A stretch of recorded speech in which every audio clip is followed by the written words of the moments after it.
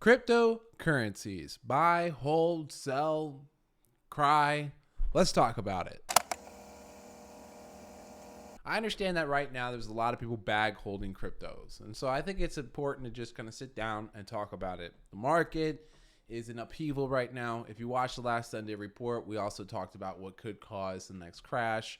There's definitely some need for concern, but let's go ahead and for the rest of this video, switch up our time frame. The trap most investors fall for is called the horizon effect. What occurs is that when you start to panic and you start to see red or negative balance in your account, and you're starting to run against you, you're losing money, you stop thinking about a long-term trajectory and you start thinking in the short term. A good example is if you're drowning underwater and you're trying to get a breath of air, you're not thinking about, oh, my insurance. That's not something that enters your head, right? So in that panic mode, the brain wants to go towards, a primal instinct of fight or flight. And it thinks in the immediate instead of in the long term.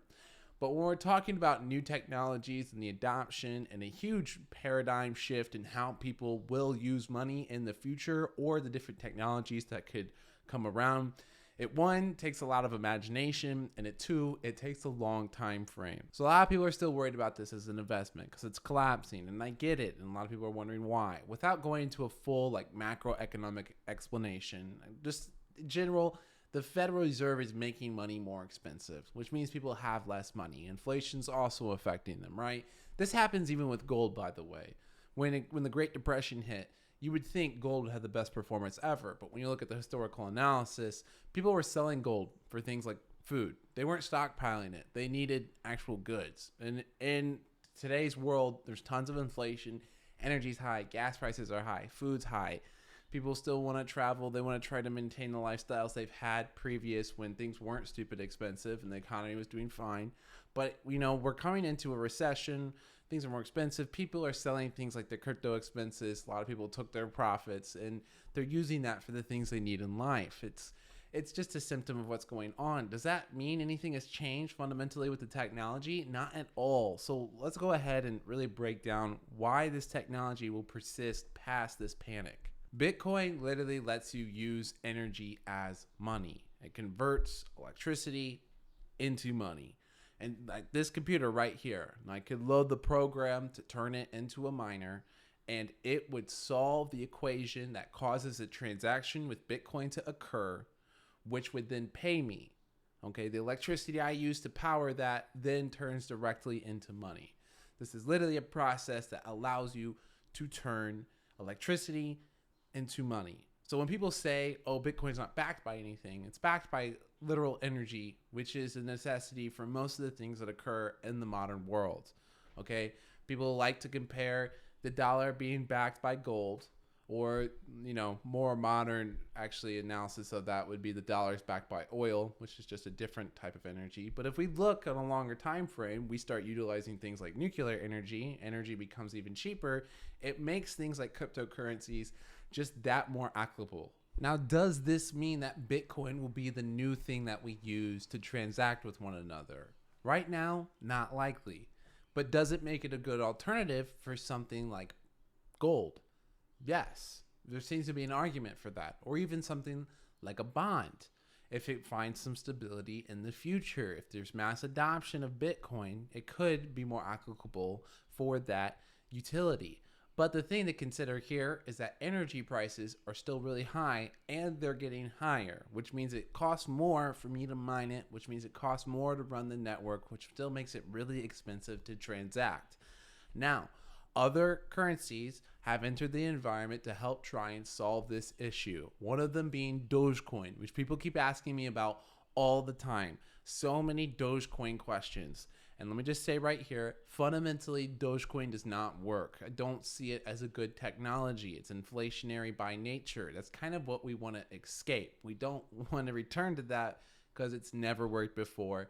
To think it will work just because it's a cryptocurrency is just kind of a fallacy. I just want to set that to the side. It was a joke when it was made, and I know Elon was out here advocating for it. He was memeing. It was supposed to be a joke But then everyone's confused because everything's confusing, which I completely get. But Dogecoin is not something that will have longevity just because the programming for it is just faulty right off the get-go. It's a non-starter, which is something we have to be aware of. Not all of this will survive. In fact, only a fraction of them will have longevity. We've seen stable coins fall apart.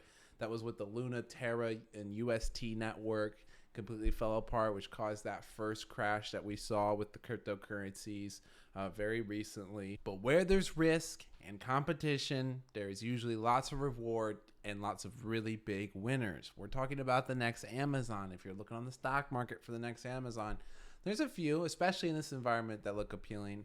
But when you look at crypto, there's just, wow, mind-boggling opportunities that still exist in this space, especially if we continue to see sell-offs. And keep in mind, that last Sunday report, some of these people are having to sell just because of the environment around them, not because they don't believe in the technology. And that's really important to remember, because these will be buyers that come back. They're gone just for a moment. And there's lots of money on the sidelines that will also probably participate in this. Lots of capital still sits in the private market. We're talking like $250 billion that's just sitting there waiting for an opportunity to buy. Now, when it comes to individual coins, there's like infinite amounts of coins, and everyone's like, what about this one, this one, this one, this one, this one? What, you don't know about this one? Well, how do you not know about this one? There's only a million different coins to pay attention. Come on, Josh, don't you know every stock ticker and every crypto coin that's ever existed? No, but luckily, if you join the Discord and you ask us about it, there's lots of people who are crypto investors there who keep a good eye on the market, and I'm more than happy to dive into it in the Discord. However, I'm not going to make a video about every single coin that exists unless, maybe in the future we'll do like a Solana video or a Cardano video. These are also coins that we've built different descriptions on in the Discord. So if you want to participate in those conversations or learn some more, you can click the link down below and join the Discord. And Loki, if this big sell took you off guard, you really want to join the Discord, where we always are giving alerts and seeing different warning signs or buy opportunities that are occurring. But generally, when it comes to these different cryptocurrencies, what you want to be considering is the philosophy behind the conception of them. What are they trying to solve? Treat every single one like a business, okay? This business is trying to come up with some solution. What is the problem that they solve? Are they solving it correctly? Lots of these coins are trying to come up with new ways of doing governance, which is the DOAs, where they're trying to say, oh, well, this will be a new system for decision making that communities can use. Okay, well, how does that work? What is the governance like? You can almost look at it as like a philosophical problem. Is this something that historically has been attempted before and has not ever worked? Are these people doing their due diligence to figure that out? This is something that occurred with Dogecoin. You have a bunch of coders who are very smart, but they aren't economists, and they did not study how money works. They simply came up with this idea and this conceptualization of what they think could be a solution without laying the groundwork for the fundamentals of what has worked in history and what has not. And that's really what differentiates Bitcoin from all the other cryptocurrencies. All right. A proof is the process for which a transaction occurs with the cryptocurrency. Bitcoin's proof is called proof of work, which means that the system is solving a complex problem to enter the transaction and complete it. Other cryptocurrencies use what is called proof of stake. Now, there's also many and constantly growing other types of proofs.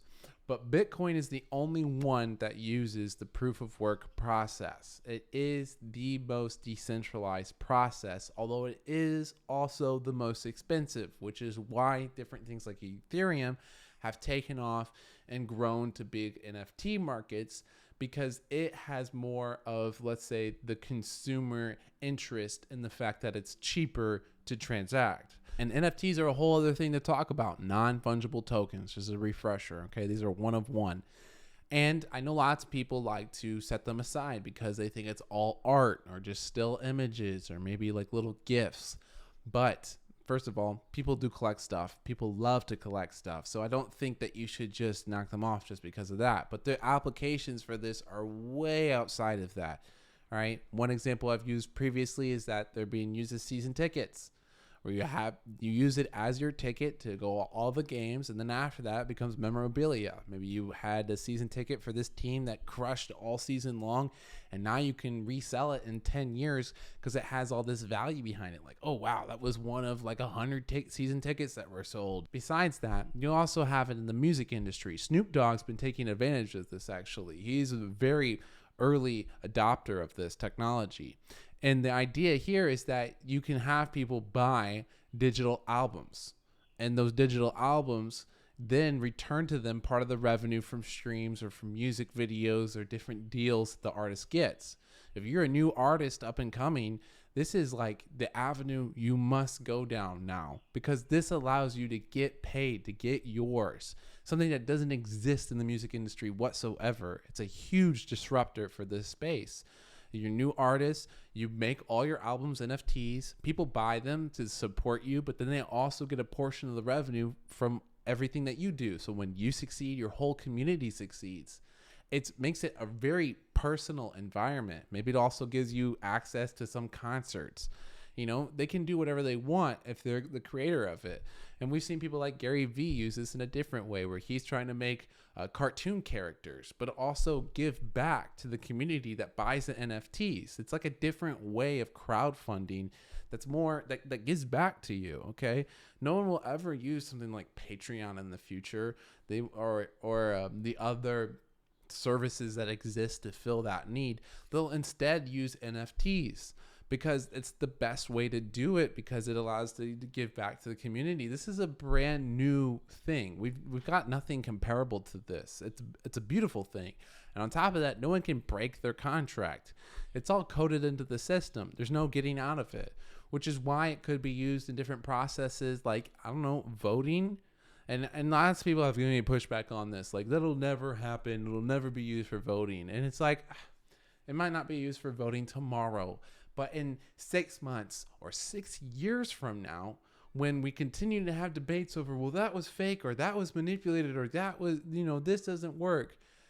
There's a need for this. There's a need. Where there's a need, there will be solutions. Here is your solution. We just need the adoption to pull through for it.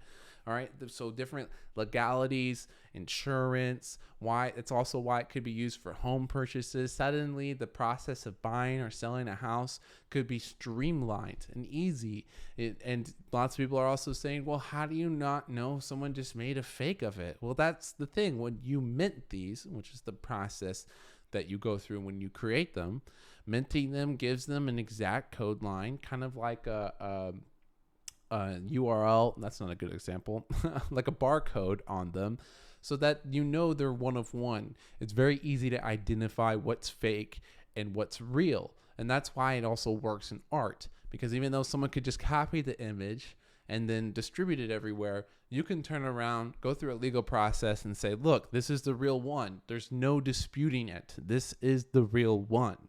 And that'll be how adoption comes through. It'll take a while for different legalities to be used on a wide scale. But the consumer side of this, the collectible side, the ticket sales, supporting your favorite artists, or even video games.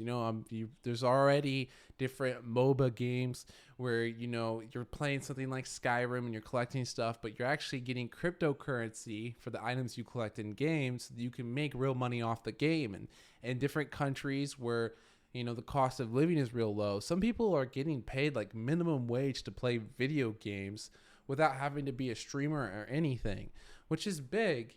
And so when you see the consumer sign start to take off, that will provide the confidence for this to make the transition to be more part of your daily life. And that's what we're looking for. We're looking for the avenues that would bring the average person to use these. And one of those will be movie ticket sales. If you buy this NFT, you'll see the normal movie. But if you buy this NFT, you'll get extra bonus scenes, maybe see it in 3D. Maybe that ticket actually allows you to see a whole series of movies that's going to come out. Maybe you can buy a big Marvel ticket. And then when that adoption reaches its inception, then you'll see people start to use cryptocurrencies for everything. That's how this bridges the gap between an interesting idea and maybe an innovation that's very speculative to something that's now a part of your daily life. And we're seeing it. We're seeing glimpses of it. It's happening. It will happen. This will be the technology of the future. And the people who are willing to put the work in to study these different projects that are going on will benefit and win big. And that was the goal of this video, is to remind you that this is the technology of the future. This is here to stay. This is how it reaches the consumer, which then turns into confidence that then enter all aspects of your life. This is a new paradigm. This is big, and it will happen because it solves so many of the problems that exist today. And so the wallets are the last piece of the puzzle. MetaMask seems to be the easiest wallet to use right now, which is huge because you want that interconnectivity. All right, so once the wallets continue to improve, which is rapidly happening, wallets improve, people start using NFTs because they start using them for everything, and then boom, crypto's right there. People are suddenly using crypto for all their transactions, and they're using their wallet, and suddenly it's just an everyday part of your life. That's how you get the adoption. That's how we embrace the technology of the future. So leave a comment down below if you still have more questions. There's more topics you want me to cover. I tried to do a very general video. Maybe you already knew this information. Maybe you picked up a few facts along the way, or maybe this was just really enlightening for you. That's my big goal. I hope that you found this helpful. I'll make more videos in the future. Make sure to join the Discord where the conversation is always continuing. Leave a comment down below, and I'll see you on the next episode.